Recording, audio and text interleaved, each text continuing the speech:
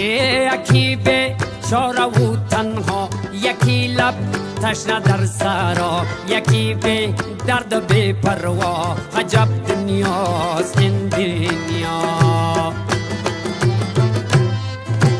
یکی چون مایی در شست، یکی به پل یکی پل مست، یکی به پا یکی به دست.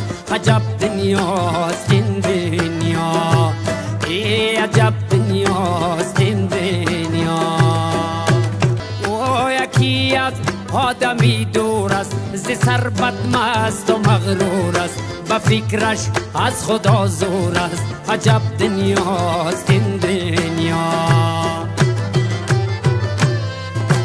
یکی در قید زندان است، زی اعمالش پشیمان است، دلش لبریز ارمان است. عجب دنیاست این دنیا. عجب دنیاست این دنیا.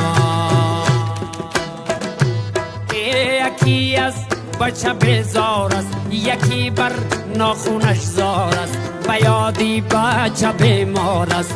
عجب دنیاست این دنیا.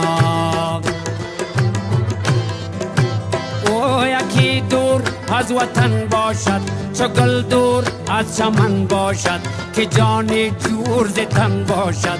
عجب دنیاست این دنیا. عجب دنیاست این دنیا.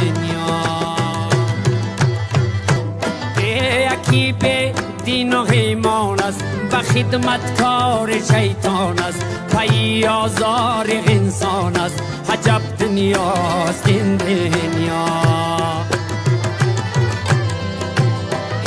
یکی از عشق دیوانه، میانی مردم افسانه، یکی به کوی و به خانه.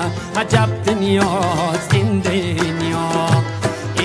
عجب دنیاست این دنیا.